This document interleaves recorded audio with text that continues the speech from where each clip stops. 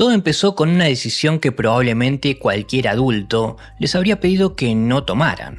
Dos chicos de 7 años quedan encantados cuando ven una luz descendiendo cerca del lugar donde estaban jugando y, por algún motivo, resolvieron seguirla. No sabían hacia dónde iba ni qué podían encontrar. Solamente los guiaba su curiosidad de niños. Minutos después, estaban entrando en un viñedo y lo que aseguraron haber visto allí fue tan raro que todavía hoy cuesta encontrar algo parecido dentro de la casuística ovni. Y aunque durante años muchos creyeron que se trataba de una historia infantil, el caso empezó a complicarse cuando otras personas se acercaron al lugar y testigos corroboraron parte del relato de los niños. Hoy vamos a conocer lo que para mí es uno de los top 3 de encuentros con alienígenas en Japón. Les doy la bienvenida. Yo soy Paul y los invito a que me acompañen en este nuevo viaje.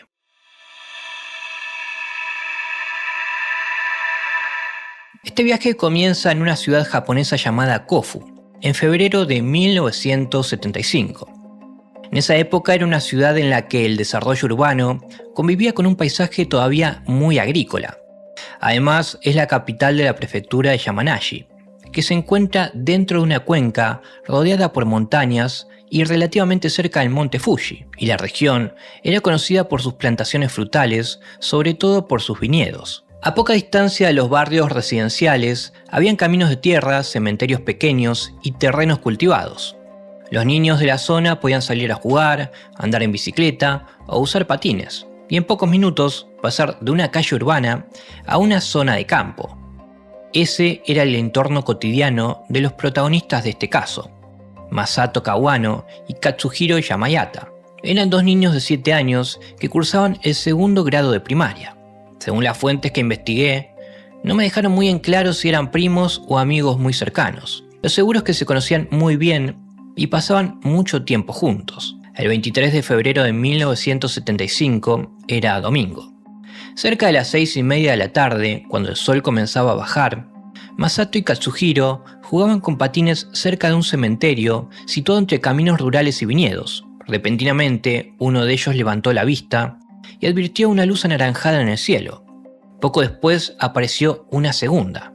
Ambas parpadeaban y se desplazaban sobre la ciudad de una manera que llamó la atención de los chicos. Una de las luces continuó hacia el norte, posiblemente en dirección al monte Atago, y la otra empezó a perder altura. Masato y Katsuhiro decidieron seguirla. Para nuestra información, al menos hasta ese momento, no estaban asustados. Es más, tenían curiosidad de saber qué es lo que estaban viendo. Yo creo que si hubiesen pensado que eran seres desconocidos, no se hubiesen atrevido a seguirlos. Pero bueno, es importante tener en cuenta la edad de los niños. Cuestión es que avanzan por un camino de tierra hasta una plantación. Cuando se acercan, la luz dejó de parecer un punto lejano y distinguieron un objeto apoyado directamente sobre el terreno. El tamaño era de unos 4 metros de diámetro. Era un objeto metálico y circular, parecido a dos platos colocados uno sobre otro, con una estructura elevada semejante a una cúpula, y 3 soportes terminados en formas redondeadas. También alcanzaron a ver ventanas azules, paneles luminosos e inscripciones sobre el casco de la nave. Los niños quedaron estupefactos observando aquel objeto, y estuvieron ahí algunos minutos. La nave estaba totalmente quieta entre las plantas y no producía ningún ruido fuerte, apenas un zumbido suave. Mientras Masato y Katsuhiro miraban, una abertura en un costado empezó a moverse.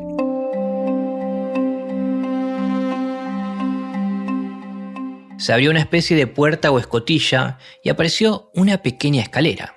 De ella bajó una figura humanoide. Este ser era bastante bajo, medía aproximadamente 1,30 m. Tenía una cabeza bastante grande, hombros anchos y el cuerpo estaba cubierto por un traje ajustado brillante de color plateado. Pero lo más difícil de describir era su cara.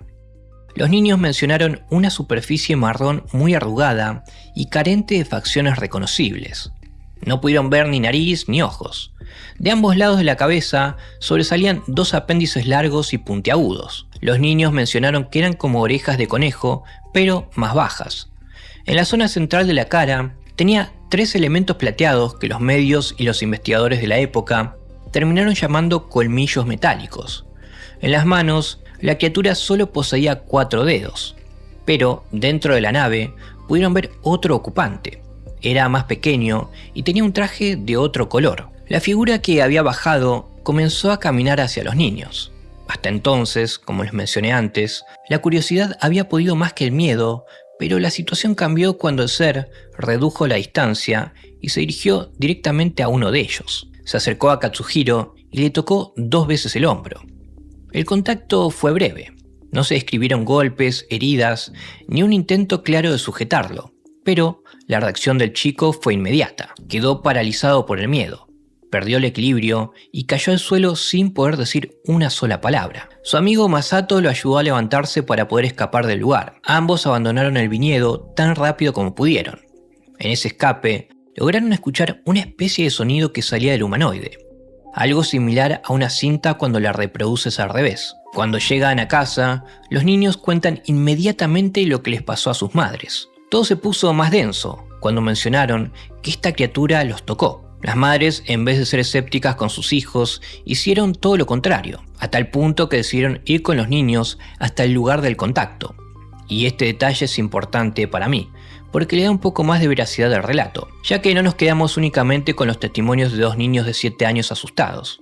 Al estar aproximadamente a 50 metros del lugar indicado, ambas madres ven una luz anaranjada sobre el viñedo que parecía una bola que parpadeaba. Esta permaneció a la vista durante 2 minutos y luego se alejó a gran velocidad.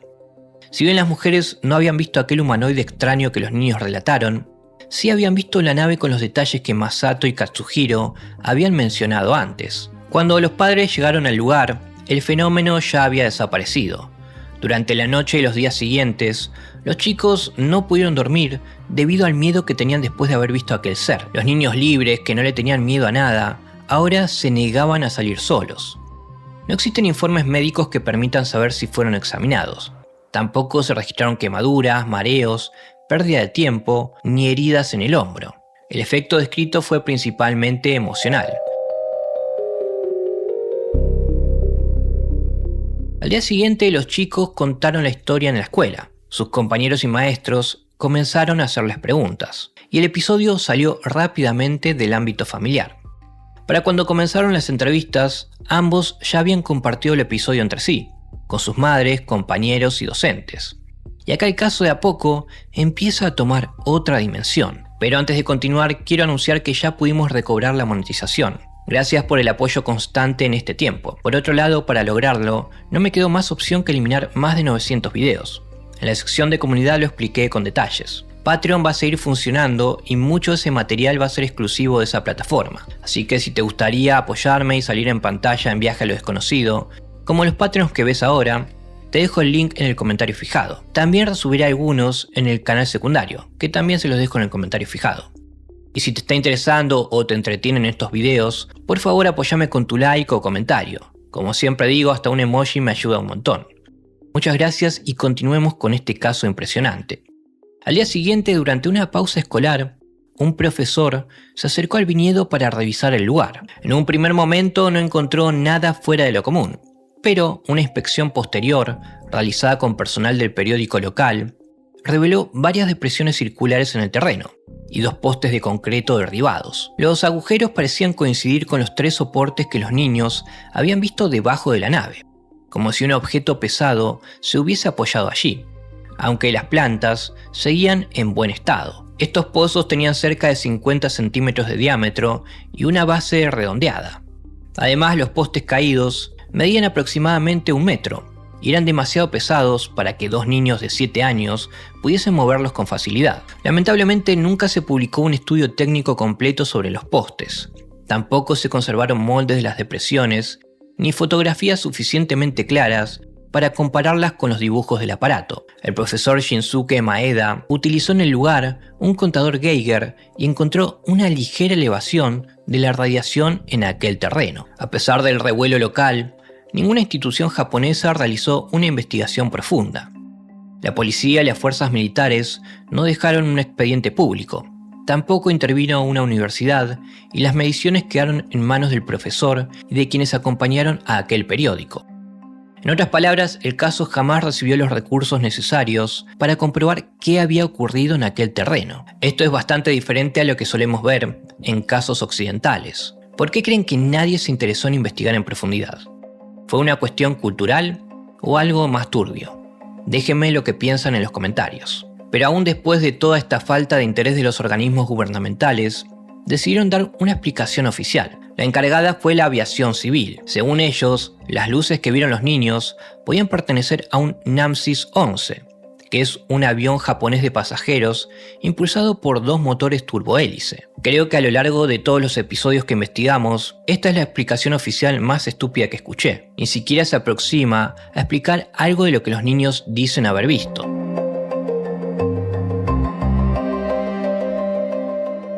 Empecemos a desmontarla. Lo único que puede explicar esa versión es la luz desplazándose a gran altitud. Pero todo lo demás no tiene sentido. Un avión de ese tipo no es capaz de descender en un viñedo, apoyarse sobre 3 patas y permanecer ahí sin destruir las plantas y mucho menos despegar desde el mismo lugar. Tampoco explica el tamaño y la forma que los niños describieron. Mucho menos la escotilla, la criatura o el contacto físico con Katsuhiro. Si quisiéramos aceptar esa versión, deberíamos pensar que los niños vieron la luz en el cielo y todo lo que pasó después lo inventaron. Pero supónganse que sí, eso es lo que pasó. Tampoco pueden explicar las 3 marcas en el suelo, la radiación y las columnas derribadas. Además, Masato y Katsuhiro no fueron las únicas personas que vieron algo extraño en el cielo aquella tarde. Un compañero de escuela, identificado en algunas fuentes como Ichiro Mingeshi, habría observado una luz parecida cerca de media hora antes. También se recogieron los relatos de un conserje y de una mujer que conducía por el sector, quienes afirmaron haber visto un objeto luminoso sobre la zona. Ninguno de ellos estuvo dentro del viñedo junto a los niños, por lo que no podían confirmar al humanoide. Pero sus observaciones ayudan a establecer que las luces no fueron una imagen que existió únicamente en la cabeza de Masato y Katsuhiro. Varias personas desde puntos diferentes dijeron haber visto actividad luminosa sobre Kofu durante ese mismo periodo de tiempo. Poco después del episodio entró en escena Masaru Mori, periodista e investigador japonés interesado en los ovnis. Mori entrevistó a los chicos y a sus familias, y según las reconstrucciones de su trabajo, los interrogó por separado en más de una ocasión. Lo que más llamó la atención de Mori fue que incluso cuando los entrevistaba por separado, los 2 niños volvían siempre a la misma secuencia. Las luces sobre Kofu, el objeto detenido entre los viñedos y aquella criatura que salió de la nave antes de acercarse a Katsuhiro. Podían variar detalles pequeños, algo bastante normal tratándose de 2 niños, pero la secuencia principal se sostenía. Además, tampoco terminaron acusándose entre ellos de haber inventado el encuentro. La historia que contaron en la escuela fue en esencia la misma que mantuvieron cuando los adultos comenzaron a interrogarlos. Con respecto a que todo sea un fraude, por mi parte lo descarto. No parece que hubiesen sacado dinero de su relato y mucho menos que lo mantuvieran durante décadas. De hecho, como suele pasar en casi el 99% de los casos que investigo, más que beneficios les trajo todo lo contrario. Fueron señalados, recibieron burlas y durante muchos años cargaron con la fama de los chicos que estuvieron con un extraterrestre. Aún así, ninguno de ellos se retractó. De hecho, Katsuhiro volvió a hablar de su experiencia en un programa de Fuji Televisión que se emitió en el año 2018.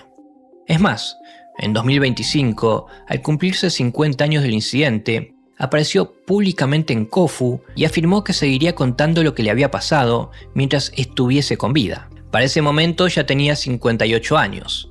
Había pasado medio siglo desde aquella tarde y continuaba defendiendo la misma experiencia que relató cuando era un niño. El acto por los 50 años reunió cerca de 100 personas y volvió a colocar a Katsuhiro frente al público. Ya no como el chico del relato, sino como uno de los pocos testigos capaces de contar, en primera persona, lo que ocurrió aquella tarde.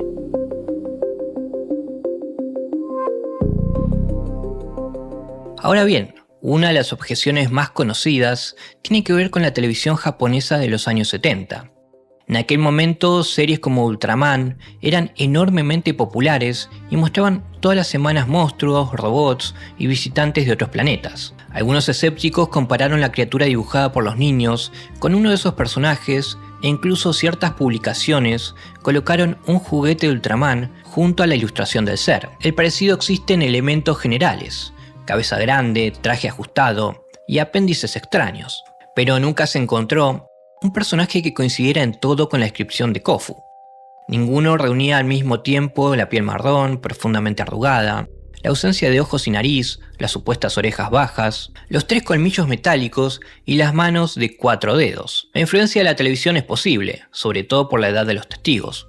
Sin embargo, decir que miraban Ultraman no explica por sí solo el objeto observado por sus madres. Las luces vistas desde otros puntos, los postes caídos y los huecos en el suelo. Otra posibilidad es que los niños confundieran maquinaria agrícola o a un trabajador del viñedo con algo extraterrestre. En la zona habían herramientas, estructuras y personas dedicadas al cultivo. Además, ya estaba oscureciendo y una iluminación extraña podía alterar las formas.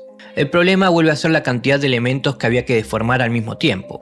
Masato y Katsuhiro tendrían que haber confundido una máquina con un disco metálico de 4 metros, una puerta común con una escotilla, una pieza del equipo con una escalera y un trabajador con una criatura sin ojos ni nariz. Esa persona además tendría que haberse acercado, tocar a Katsuhiro y desaparecer sin que ningún vecino o propietario reconociera después lo ocurrido. Una mentira infantil puede sostenerse por un tiempo.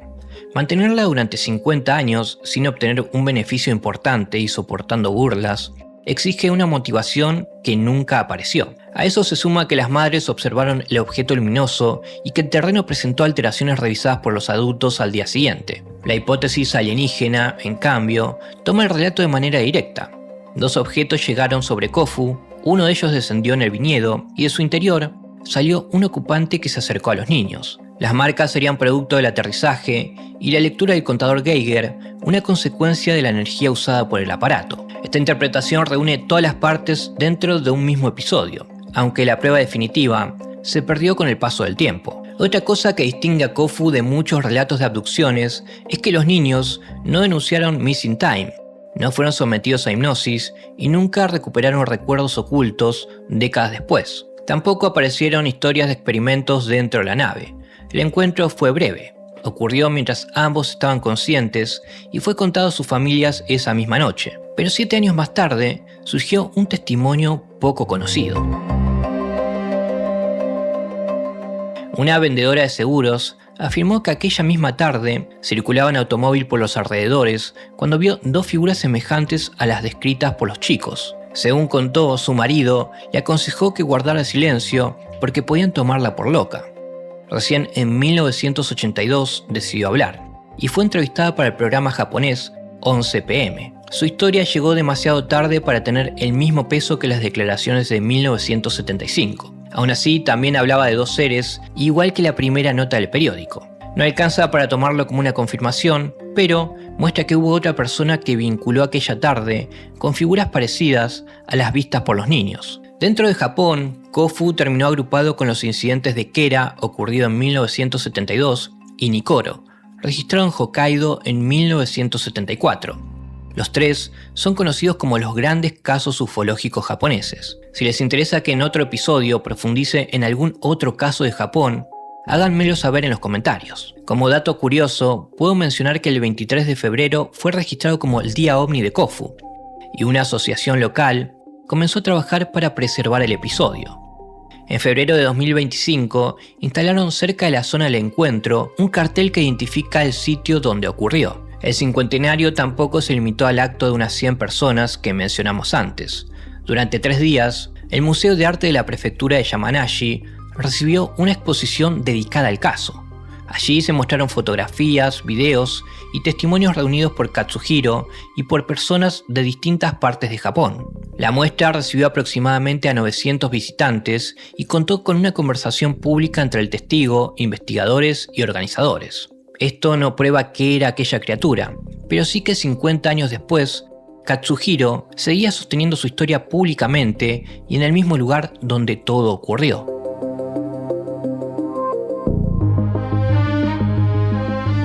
Viajantes, hasta aquí el caso ha sido presentado. Como hemos visto, tiene muchos detalles que no son tan comunes en esta casuística. Por empezar, la forma de estos seres es sumamente rara. Además, no tuvieron comunicación telepática y tampoco tiempo perdido. Es como que simplemente estaban ahí hasta que los niños los descubrieron. Me queda la duda de qué significó eso de tocar a Katsuhiro. ¿Habrá querido decirle algo? ¿O fue un tipo de amenaza para que se fueran? En este bonus track es difícil recomendar un libro porque no hay mucho, pero sí recomendaría una revista llamada Mu. más precisamente el número de marzo de 2017. Ahí se incluye un informe extenso titulado algo así como El misterio del incidente del contacto extraterrestre de Kofu. Fue escrito por los investigadores Shinichiro Namiki y Naoki Yamaguchi. Es probablemente el material impreso más específico que encontré sobre el caso, porque analiza el encuentro y las supuestas anomalías encontradas en el lugar. Obviamente está en japonés y no es un libro independiente, sino una investigación publicada dentro de la revista. Así que si no sabes japonés, te recomiendo que uses alguna herramienta para la traducción. Ya que estoy, si tenemos algún viajante viendo este video que quiera complementar con información que no aporté a lo largo del episodio, está cordialmente invitado a hacerlo. Viajantes, es su turno ahora. Iniciemos este debate en los comentarios. Voy a estar leyendo y contestando los que más pueda. Les dejo dos preguntas para iniciar. ¿Creen que los niños realmente no mentían y vieron a esos seres raros? ¿Por qué piensan que la explicación oficial fue tan pobre? Los leo. Hasta el próximo viaje.